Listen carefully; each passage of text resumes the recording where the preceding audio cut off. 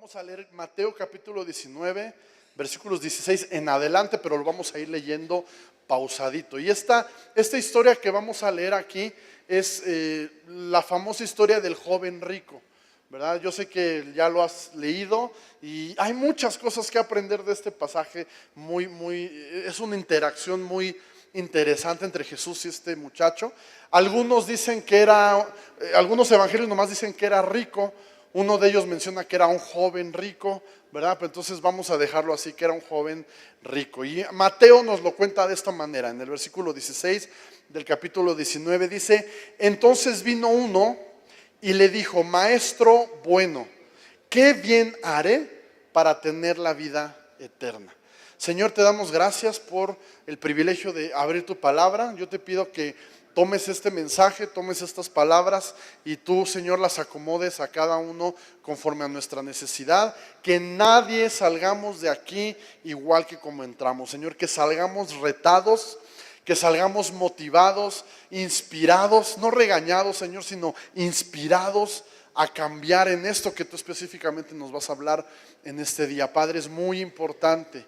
Yo te pido de verdad, Espíritu Santo, háblanos, confróntanos con tu amor, con tu gracia, pero que nadie salgamos, Señor, sin haber recibido específicamente instrucciones de tu parte. En el nombre de Jesús. Y todos decimos amén.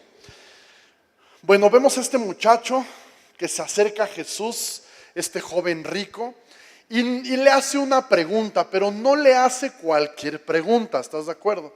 Le hace la pregunta, la pregunta más importante del mundo. O sea, él pudo haber llegado y preguntarle: Jesús, ¿a qué equipo le vas?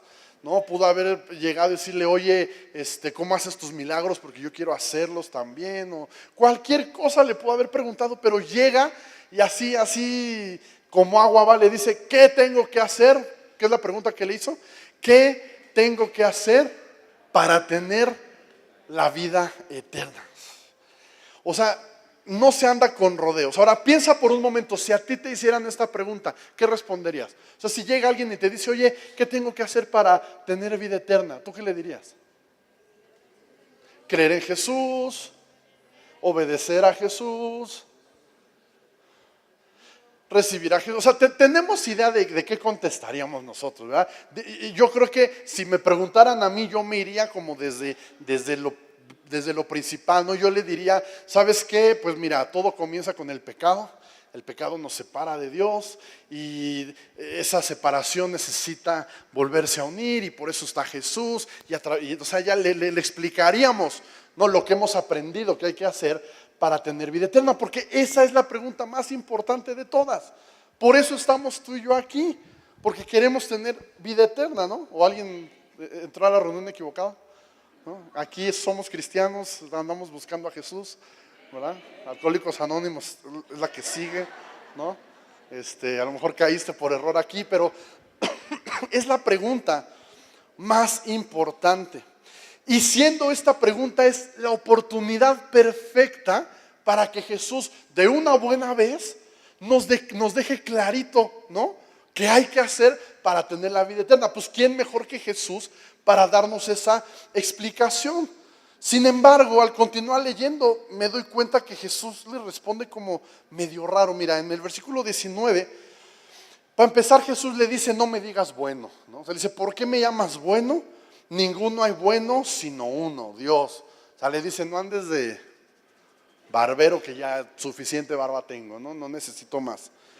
Y después le dice: mas si quieres entrar en la vida, o sea, si quieres tener vida eterna, le dice: guarda los mandamientos. A ver, guarda los mandamientos.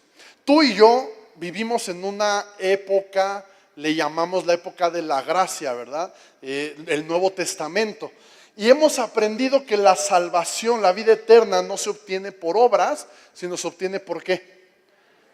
Por fe, por gracia. Es un regalo inmerecido. No es por mi comportamiento, no es por guardar los mandamientos, es por fe. Pero hay que entender por qué Jesús le responde esto. Porque en este momento Jesús todavía no sube a la cruz. Todavía no hay sacrificio, todavía no hay redención de pecados. Todavía están en el antiguo, bueno, aunque esta historia se relata ya en el nuevo, pero en la práctica ellos siguen en el antiguo pacto de Moisés. ¿Vamos bien? Entonces, en ese pacto, en ese Antiguo Testamento, sí la salvación Dios había determinado que se podía alcanzar a través de guardar los mandamientos que Dios le dio a Moisés, ¿ok? Y por eso es que Jesús nos está contradiciendo, simplemente le está respondiendo en el contexto en el que están y le dice, ok, ¿quieres la vida eterna? Pues ya lo sabes, guarda los mandamientos. Y el joven le dice, pues ¿cuáles? ¿Verdad?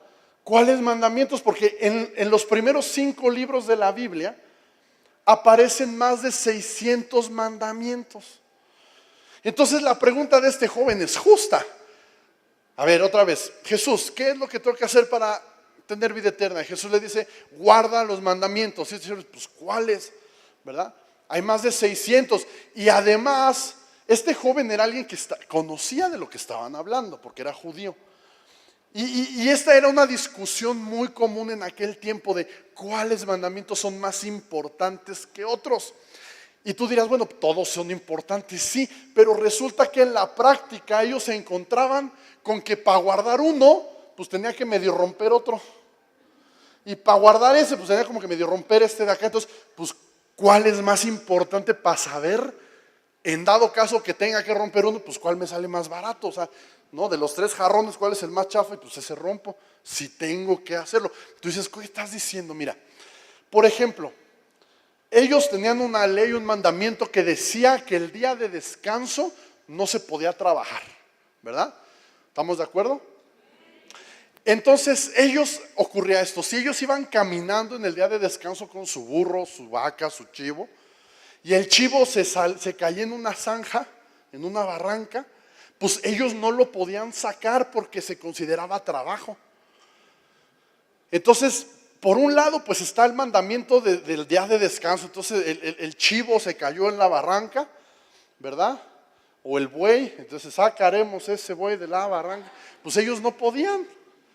Pero por otro lado, la ley también les exigía preservar la vida, aunque fuera la vida de un chivo, era vida. Entonces ellos se ven en una de esas cosas. Eso de decidir si quebrantan el mandamiento del día de descanso o quebrantan el de preservar la vida y dejar que el chivo se muera. O sea, te das cuenta que había momentos en la vida en el que ellos tenían que escoger a cuál le iban a hacer caso. Y por eso este joven le pregunta a Jesús algo que entre ellos habían discutido muchas veces. Los maestros de la ley, los fariseos, se pasaban horas enteras tratando de definir qué mandamientos eran más importantes que otros. Y en este sentido, los 10 mandamientos que conocemos, los 10 mandamientos tienen mucho que ver en la respuesta a esa pregunta de cuáles mandamientos. ¿Por qué?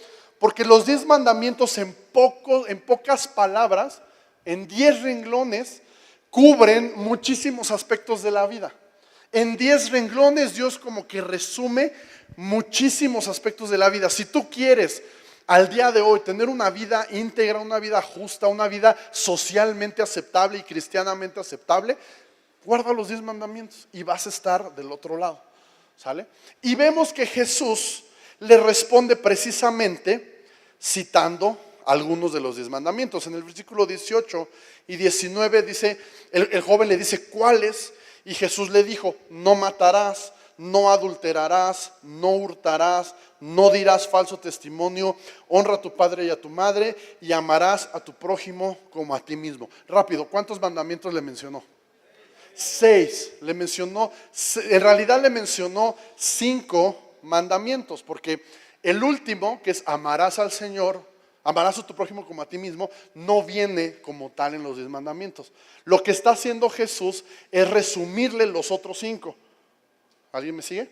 O sea, fíjate, le mencionó, no matarás, no adulterarás, no hurtarás, no dirás falso testimonio y honra a tu padre y a tu madre. Son 5. Y después remata diciéndole, amarás a tu prójimo como a ti mismo. Es decir, esos 5 los resuelves en uno. ¿Ok? ¿Por qué? Porque si amo a mi prójimo, pues no lo mato, ¿verdad? Si amo a mi prójimo, no adultero. Si amo a mi prójimo, no le robo. Si amo a mi prójimo, no digo mentiras de él. Si amo a mi prójimo, que también son mis papás, pues los voy a honrar. ¿Me entiendes? Entonces Jesús le dice, haz estos 5 y resúmelos en amar a tu prójimo como a ti mismo.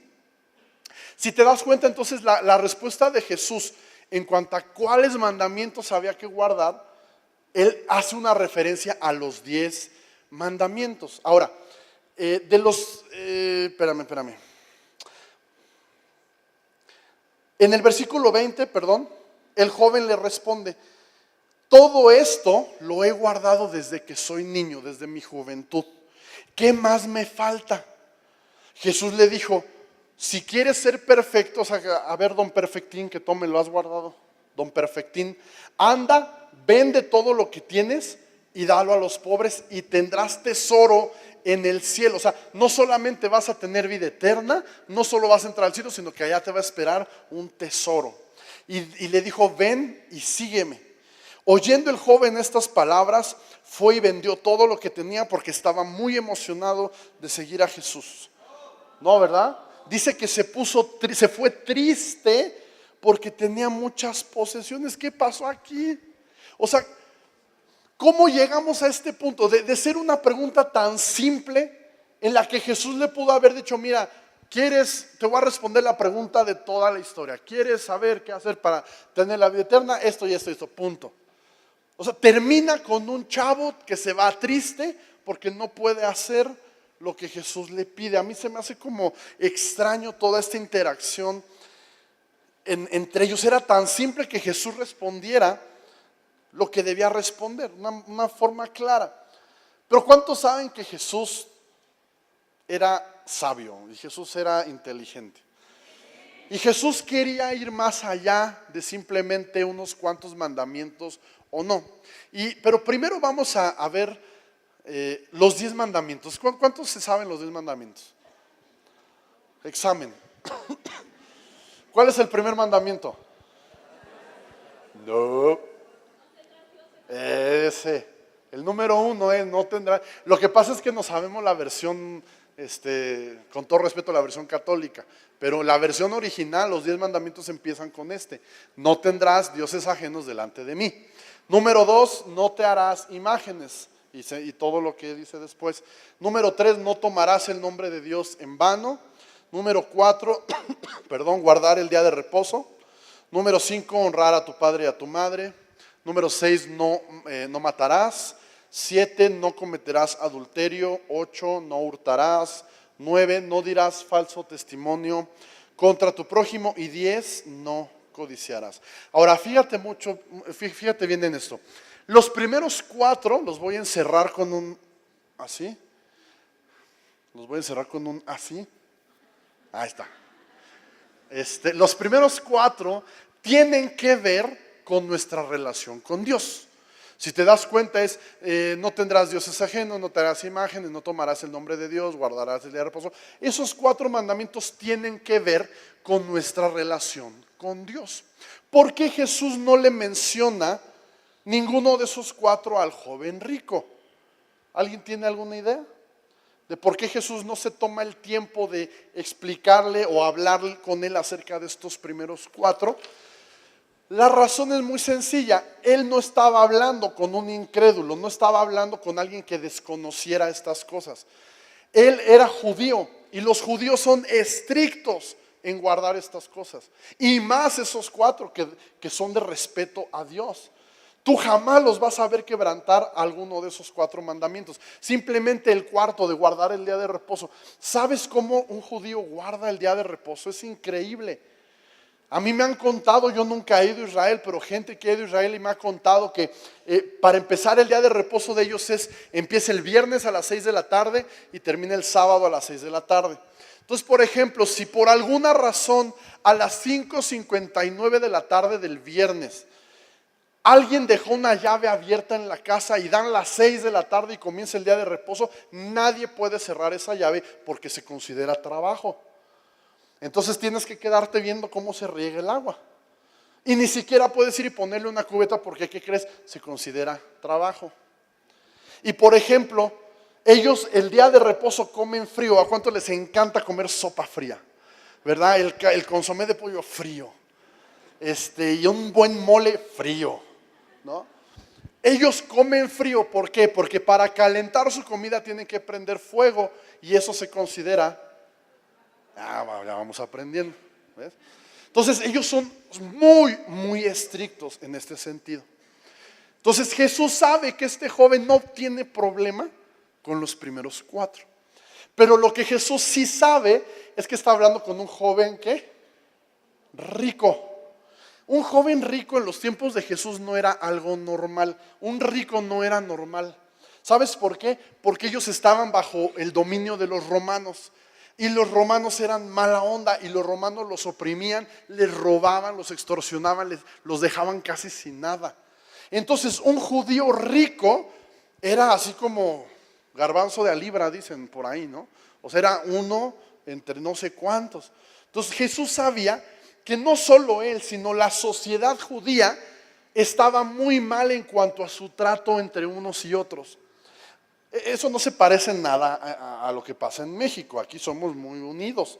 Pero allá, en aquel tiempo, había grupos sociales y había, por un lado estaban los fariseos y por otro lado estaban los seduceos. Y por otro lado estaban los maestros de la ley, y por allá estaban los escribas, y por allá estaban los pescadores, y por allá estaban los cobradores de impuestos, y por allá estaban los que le van a la América, y por allá, o sea, y cada quien en su rollo, y entre ellos no se llevaban.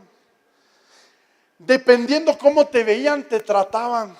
Allá en las sinagogas, en lo que era como la iglesia de aquel tiempo, si tú eras una persona de lana, te sentabas hasta adelante, ¿no? Si entre menos lana tuvieras, pues ya va bajando el VIP, ¿no? Hasta llegar a los de atrás, ¿no? Porque era una sociedad elitista, era una sociedad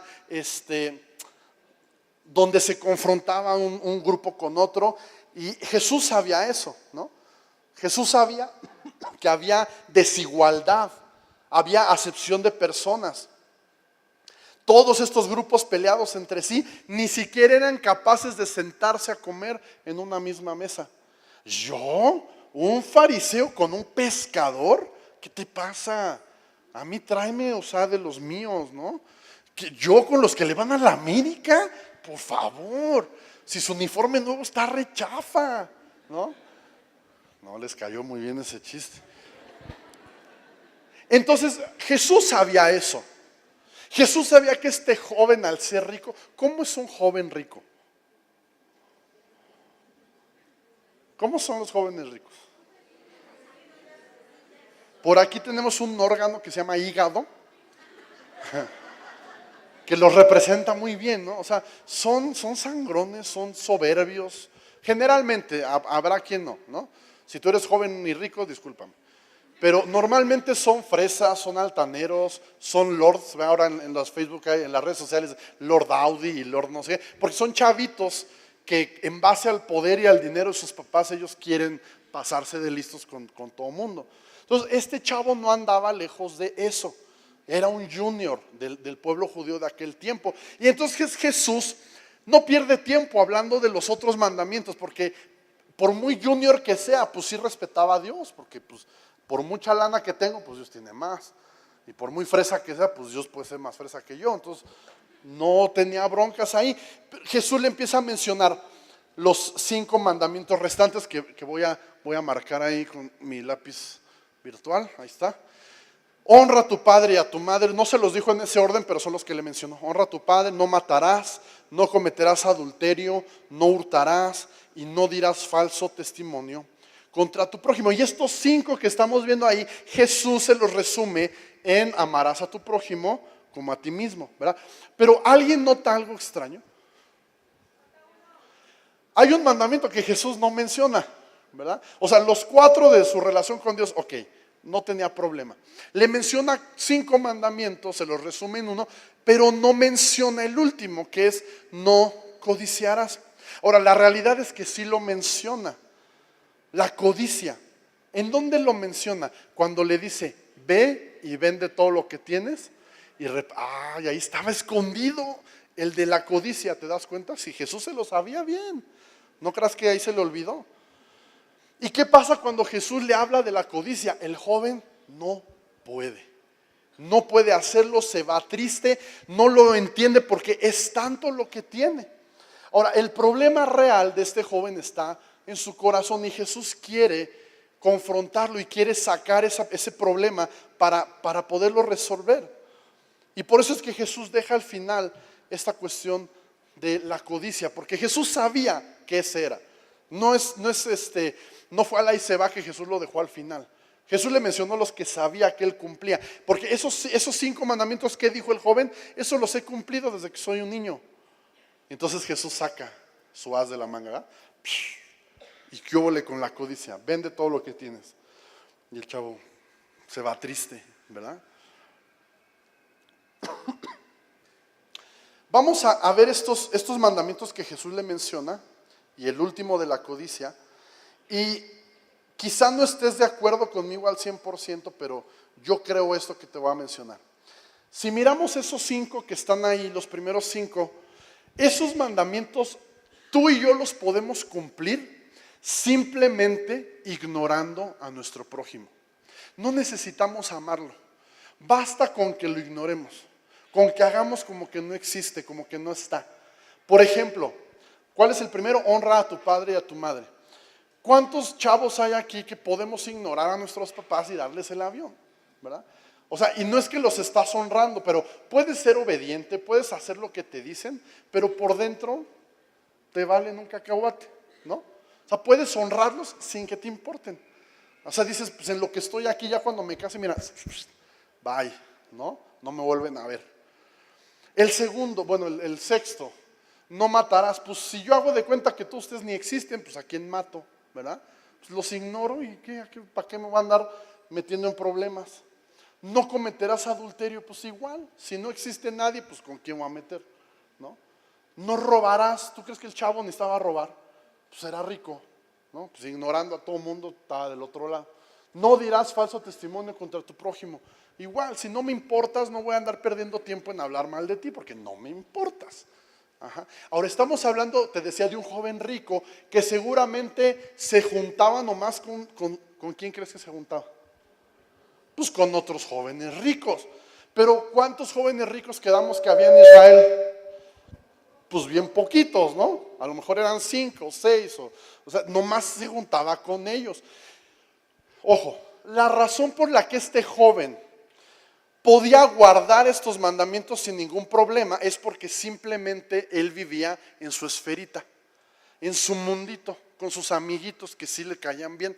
Pero él no tenía que interactuar con los demás, él no tenía ni siquiera que pensar en los demás y automáticamente él nadie lo podía acusar de que robaba, de que cometía adulterio, de que daba falso testimonio. ¿Por qué? Porque ni siquiera tenía relación con los demás.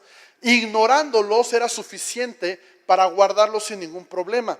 No tenía inconveniente, no robaba, no adulteraba, no mataba. Pero cuando Jesús le dice, vende lo que tienes y dalo a los pobres, se ve incapaz de hacerlo y se va triste. ¿Por qué? Porque tú puedes cumplir los otros simplemente ignorando a la gente. Pero vender tus cosas y dárselas a los pobres, eso no lo puedes hacer ignorándolos. Eso nace de amar a tu prójimo. Entonces lo que Jesús le está diciendo es, ok, salte de tu burbujita, mijo, bájate aquí a la tierra y relaciónate con los demás. Ama a los demás, usa lo que tienes para bendecir a otros. Y ahí es donde el joven rico se atora. Y dice, yo bajarme a este nivel, pero si yo soy joven rico, yo tengo mis amigos ricos y yo irme a juntar con la plebe y darles mis cosas, darles mi iPhone, darles mi iPad. O sea, ¿cómo crees? ¿Verdad? Y dice que se va triste. ¿Puedo ignorarlos? Claro que puedo. Amarlos, ahí se complica. Amar al de otro grupo, amar a los homosexuales, amar a los católicos, amar a los que creen en el Islam, amar a cualquiera que piense diferente a mí. Y dice el joven, pues mejor me voy, se fue triste. Y luego Jesús hace una declaración tremenda en el versículo 23, que hemos malentendido también un poco. Dice, entonces Jesús dijo a sus discípulos, de cierto les digo, que difícilmente entrará un rico en el reino de los cielos. Otra vez les digo que es más fácil pasar un camello por el ojo de una aguja que entrar un rico en el reino de Dios. Aquí el reino de Dios confronta nuestros corazones.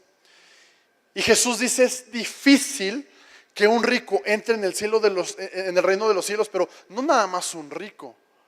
Cualquier persona que no está dispuesto a dejar su egoísmo y a poner atención en otras personas, difícilmente puede entrar en el reino de los cielos. Y ahorita vamos a remarcar esa parte.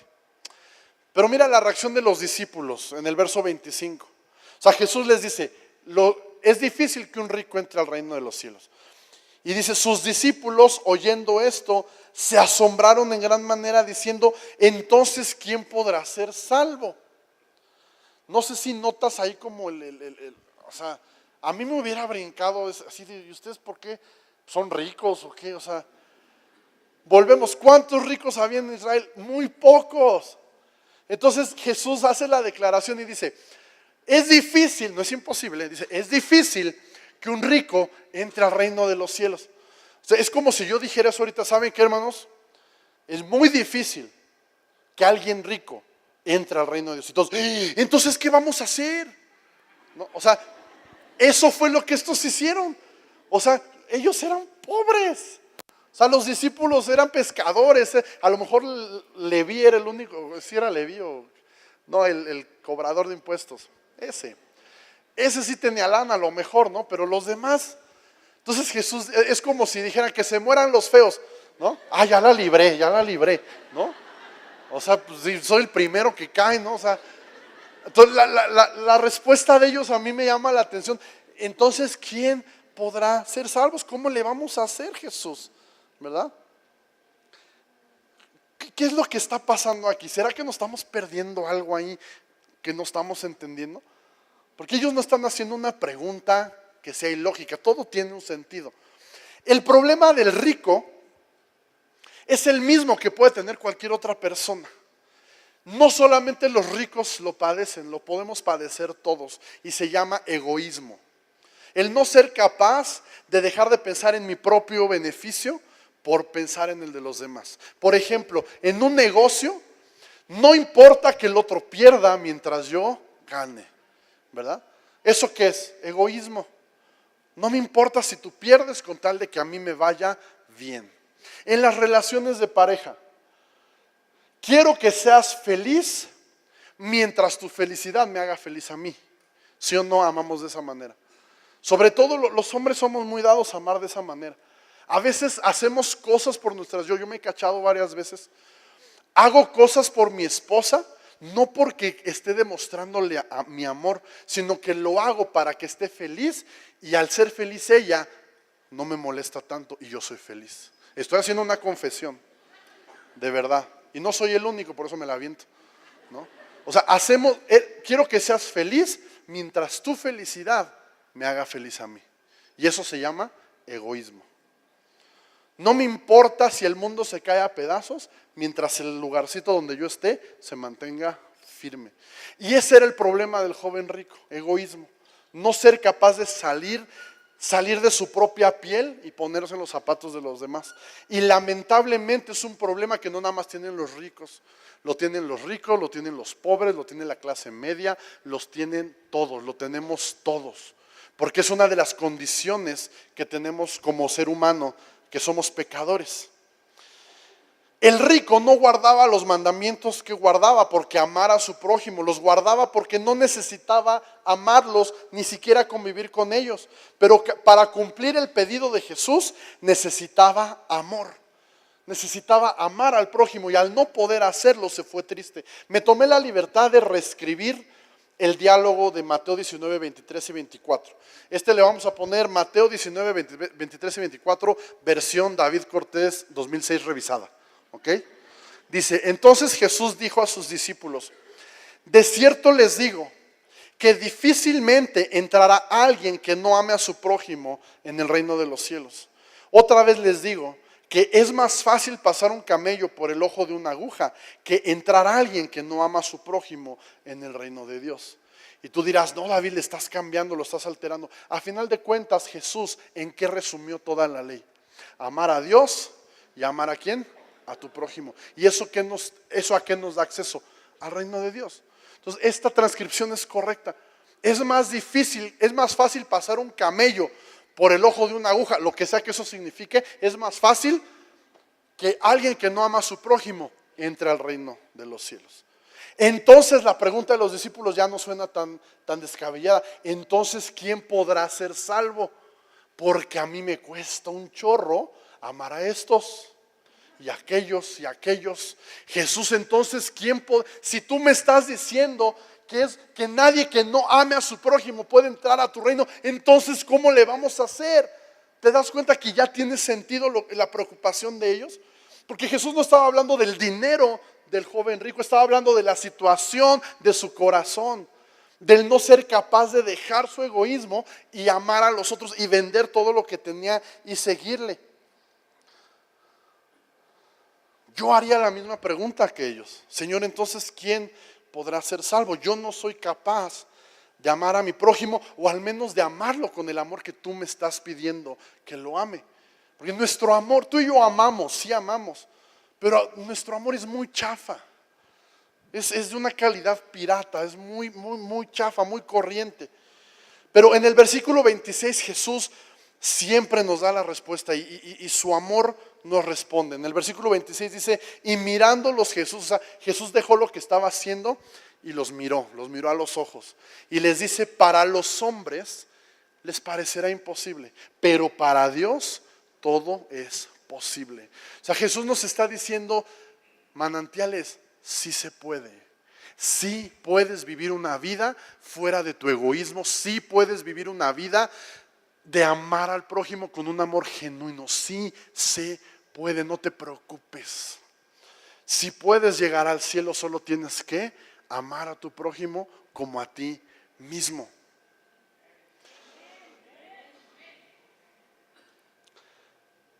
Nuestro amor es chafa, ya te decía, ¿no? Nosotros estamos formados de 3 partes, ¿no? Somos espíritu, somos alma y somos cuerpo. Cada una de esas 3 produce un amor diferente. Mi espíritu puede producir un amor, mi alma puede producir otro tipo de amor y mi cuerpo puede producir otro tipo de amor. Mi espíritu produce, bueno, ojo, no mi espíritu, este es lo interesante. Bueno, vamos a empezar por ahí. Mi espíritu es capaz de producir un tipo de amor que se llama amor ágape en griego. Es una palabra que viene en la Biblia cuando se refiere al amor de Dios. Ese amor no lo produce mi espíritu, lo produce el Espíritu de Dios a través de mí. Es parte del fruto del Espíritu que nos habla el Nuevo Testamento, que dice que el fruto del Espíritu es, ahí empieza con ese. O sea, ¿cuál es la primera cosa que se tiene que notar en una persona que tiene al Espíritu de Dios? El amor, es con el que abre. El fruto del Espíritu es amor. Y ya luego nos dice gozo, paz, paciencia, benignidad, bondad, fe, mansedumbre y templanza. Pero empieza con amor. Ese amor no es el amor chafa que tú y yo producimos. Ese, ¿quién dijimos que lo produce? El Espíritu de Dios. Lo produce a través de mi espíritu. Ese es un amor perfecto, es un amor incondicional como el de Dios, y ahorita lo vamos a ver explicado. Luego mi alma produce un amor que se llama amor filial. Ese amor es un amor de hermanos, de amigos, de familiares, es un amor que resulta de la convivencia, pero es un amor que nace de mi alma. Y al nacer de mi alma, ¿qué crees? Es imperfecto. ¿Por qué es imperfecto? Porque cuando yo era niño me lastimaron y me ofendieron y me dañaron mi alma. Entonces crezco y arrastro todas esas cosas a la hora de amar a alguien con mi alma. Entonces, si tengo una relación de amistad con alguien, mi alma puede amar de una manera filial, pero siempre está predispuesta por lo que he vivido. ¿Sí me sigues? Y si a lo mejor fracasé en un matrimonio y estoy en un segundo matrimonio, pobre de mi esposa, porque entonces mi alma, que viene lastimada de un fracaso, cree que ella me va a hacer lo mismo que me hizo la otra, ¿no? ¿Por qué? Porque mi alma no puede producir un amor perfecto. Es un amor que está arraigado a lo que yo he vivido y a mis experiencias pasadas. Luego está mi cuerpo. Mi cuerpo también produce un tipo de amor que se llama amor eros. Y como su nombre lo dice, es un amor pasional, es atracción física, ¿no? Todos nos casamos, no lo podemos negar, tuvo mucho que ver el amor eros, ¿sí o no? O sea, vimos a la chiquitita, ¿verdad? Y la primera impresión fue el amor eros. Ya después oye, ¿a qué hora sales al pan? Y entonces empezó a desarrollarse un amor, ¿qué?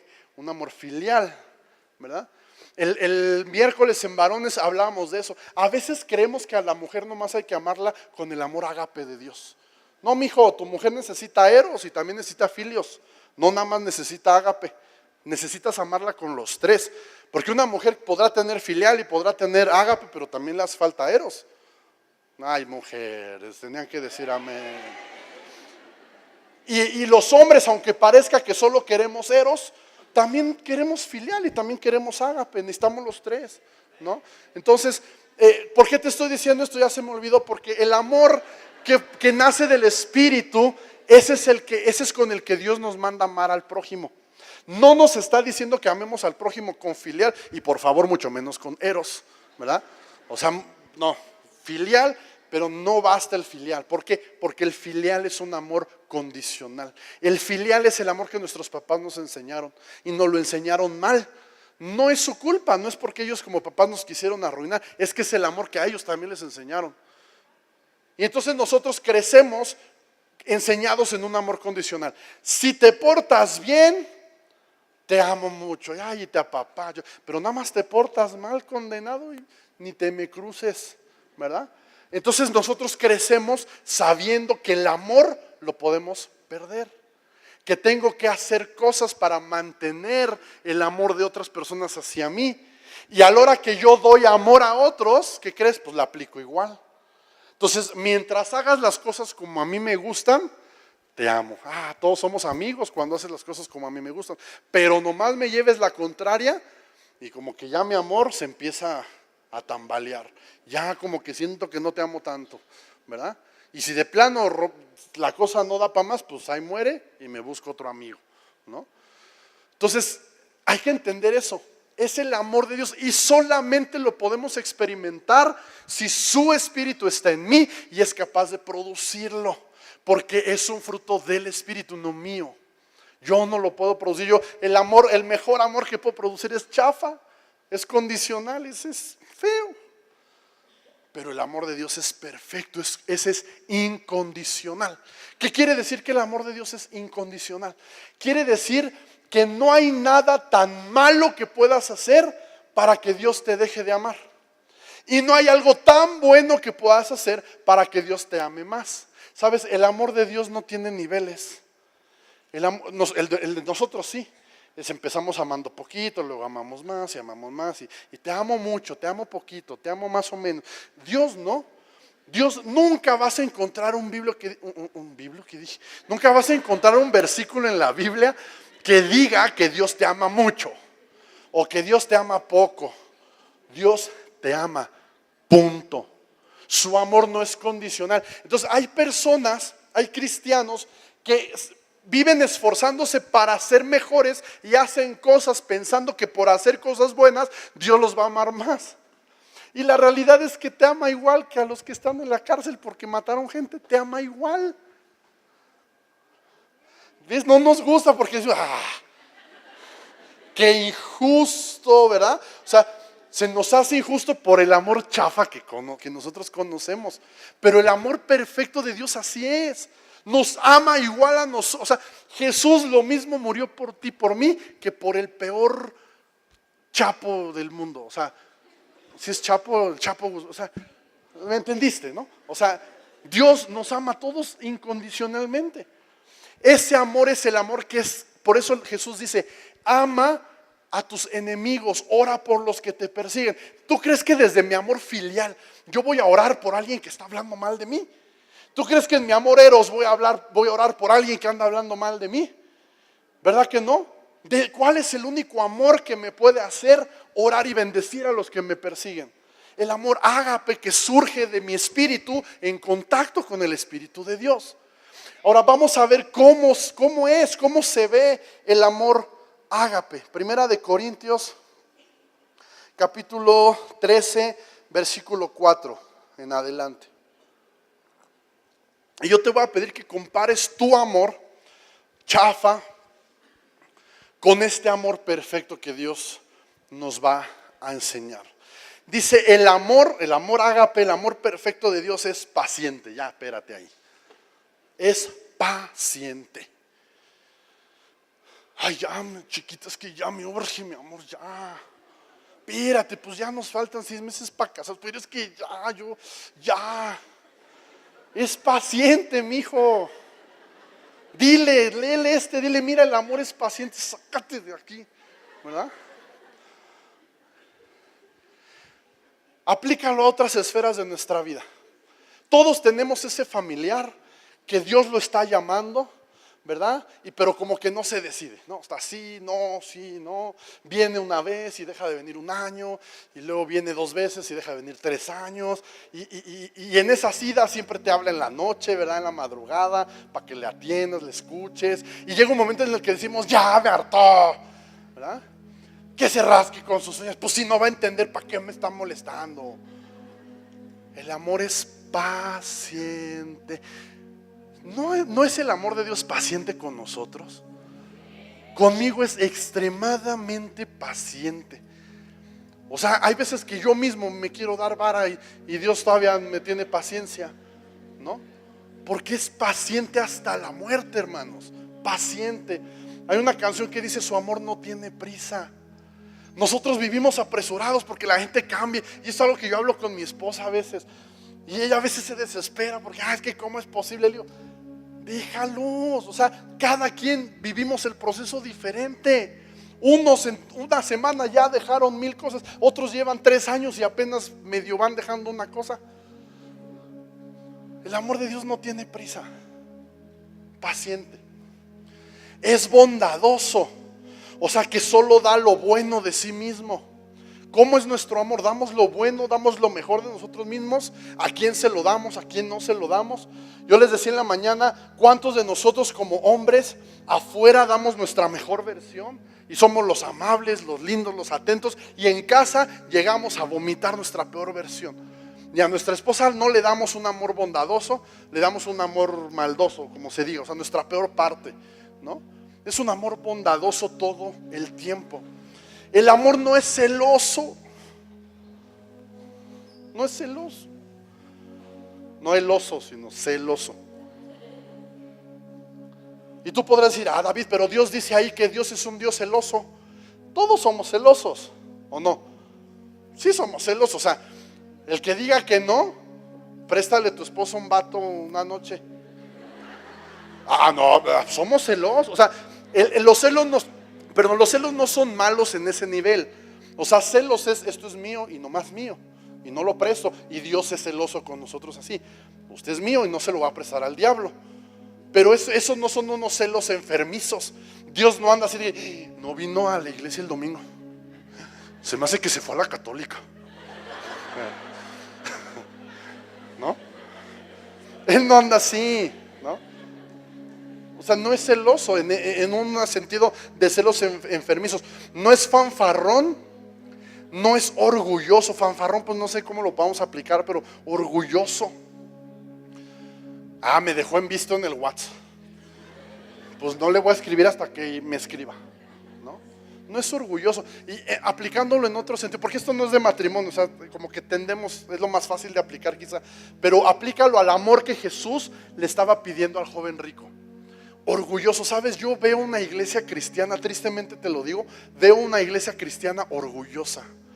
Orgullosa de que tenemos la verdad, orgullosa de su doctrina, orgullosa de sus formas. Y veo una iglesia cristiana tan orgullosa que se atreve a salir a marchar en contra de gente que piensa distinto a ellos. Y eso a mí me entristece.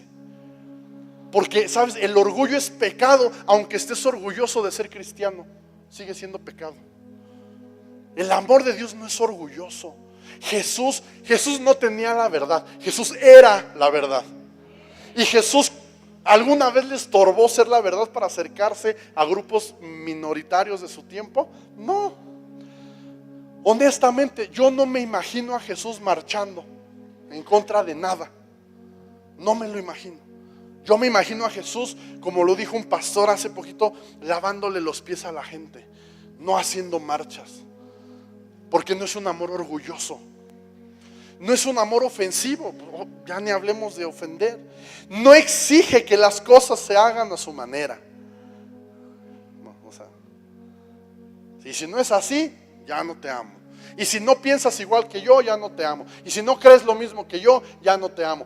Tú eres bautista, pues nosotros somos evangélicos. Y tú eres pentecostal y yo soy arminiano y calvinista y pues órale. No exige que las cosas se hagan a su manera. No se irrita, ni lleva un registro de las ofensas recibidas. No lleva un registro. Es que en el año de 1983 a las 3:35 de la tarde, mientras el sol clareaba y los pájaros cantaban, me dijiste que me veía gorda. Y tú no sabes si era ella o era la ex o a quién le dijiste que era gorda, ¿no? No lleva un registro de las ofensas recibidas. Trasládalo a otro concepto que no sea de matrimonio. Deudas, ofensas entre personas, amistades. ¿Cuántas amistades hemos perdido por llevar registro de es que me hizo, me dijo, me vio, lo que sea? Este es el amor perfecto que el Espíritu tiene que producir en nosotros. No se alegra de la injusticia, sino que se alegra cuando la verdad triunfa. Me voy a seguir porque no acabamos. El amor nunca se da por vencido. No, ese viejo ya nadie lo cambia, ya está echado a perder. Jamás pierde la fe, siempre tiene esperanzas y se mantiene firme en toda circunstancia. Imagínate matrimonios que amáramos con este amor, que se mantiene firme en toda circunstancia, que no importa que el viejo fue infiel, no importa que la mujer fue infiel, se mantienen firmes. Que no importa lo que está pasando, jamás pierde la fe, siempre tiene esperanzas. ¿Cómo serían nuestros matrimonios si amáramos así? Y luego en el versículo 8 haz de cuenta que Pablo agarra el guante y nos da un cachetadón así de reacción. Dice, la profecía, el hablar en idiomas desconocidos y el conocimiento especial se volverán inútiles, pero el amor durará para siempre. ¿Qué es lo que está diciendo? Profecía, don de lenguas, don de palabra de conocimiento. Iglesia, no estés tan orgulloso de fluir en dones espirituales como sentirte orgulloso de que muestras el amor genuino de Dios. La profecía se va a acabar, las lenguas se van a acabar, palabra de sabiduría, todos los dones del Espíritu van a cesar en algún momento. Pero el amor que es fruto del Espíritu Santo en mí nunca se va a acabar. Como iglesia, hermano, no nos tenemos que distinguir por tener los mejores programas, no nos tenemos que distinguir por tener el mejor audio, ni tener la mejor música, ni tener las mejores pantallas y luces. Eso es importante y tenemos que ser excelentes, pero eso no transforma a la gente. Jesús no tenía pantallas, Jesús no tenía micrófonos, Jesús no tenía música. ¿Sabes qué tenía Jesús? Amor genuino, puro, desinteresado, incondicional, a montones brotando de su corazón para todos los que estaban alrededor. A Jesús le seguían multitudes. Dice la Biblia que se apretujaban y para seguirlo, para escucharlo, pasaban horas sin comer para escuchar una de sus palabras. ¿Qué trabajo es que la gente venga a la iglesia hoy en día? ¿Por qué a Jesús lo seguían las multitudes como lo hacían? Porque se sentían amados, se sentían aceptados, sentían que habían encontrado lo que su alma buscaba. ¿Por qué la gente no quiere venir a estos lugares hoy? ¿Sabes por qué? Porque vienen y lo que encuentran es pleito. Y vienen y lo que encuentran son discusiones. ¿Y qué me vio feo? ¿Y qué me dijo? ¿Y qué no me dijo? ¿Y qué me saludó? ¿Y qué no me saludó? En vez de que llegaran y entraran por esas puertas y chocaran con el amor de Dios de una manera que no quisieran irse de aquí jamás. ¿Qué nos está faltando? El amor genuino de Dios fluyendo de nosotros. Que la gente entrara, que la gente hiciera filas para entrar y aunque les tocara estar parados, aunque hambre de Dios. ¿Por qué? Porque hay amor. Estamos fallando si no estamos viendo eso.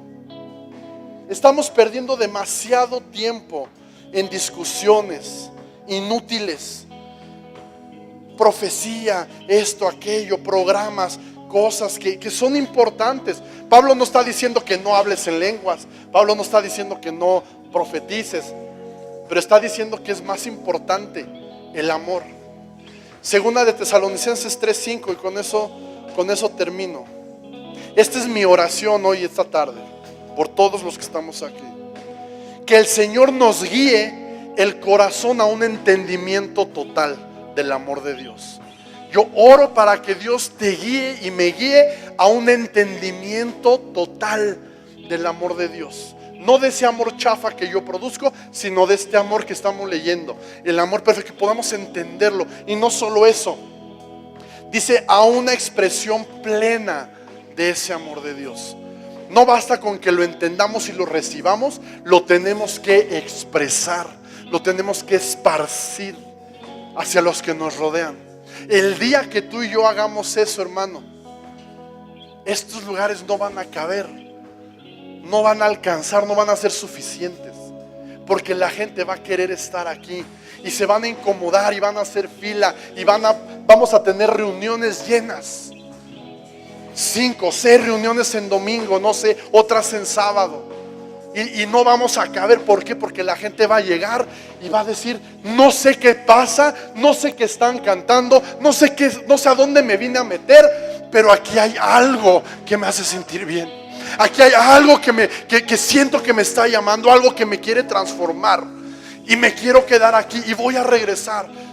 Sabes, en la mañana hablaba con una mujer, me decía: a mí me invitaron hace 15 días y vine por primera vez, y dice, y eso que te estoy diciendo, y escuché la música y yo no sabía qué pasaba, y dice, y los que me invitaron ya no me volvieron a invitar, pero hoy yo vine sola. Dice, porque ya no me pude quedar en mi casa, yo tenía que venir y escuchar lo que ustedes iban a decir. De eso se trata, pero es tienen que ser multitudes. A Jesús no lo seguía 1 o 2, lo seguían multitudes por la misma razón: amor inexplicable. Cierra tus ojos y simplemente ora y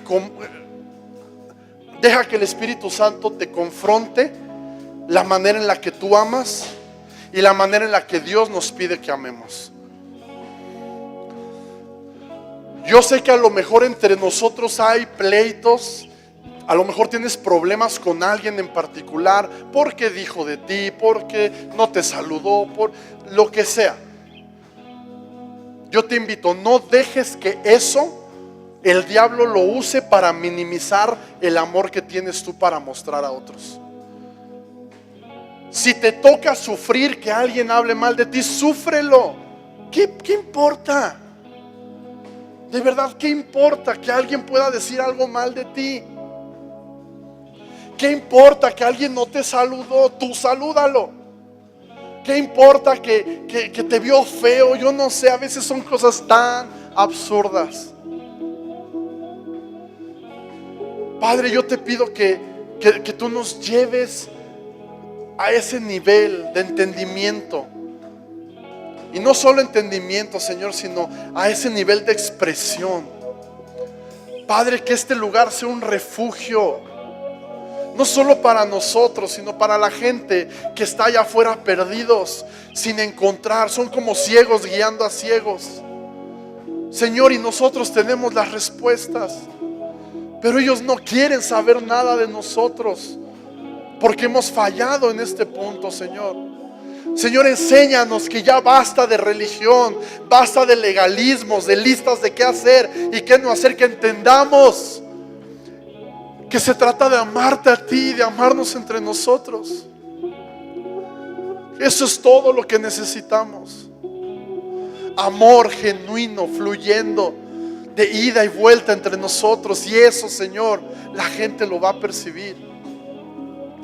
Señor, yo oro por aquellos que están en este momento atorados en algún pleito, en alguna confrontación con alguien más. Señor, que tu Espíritu Santo no nos deje estar tranquilos hasta que nos pongamos en paz con quien tengamos que ponernos en paz.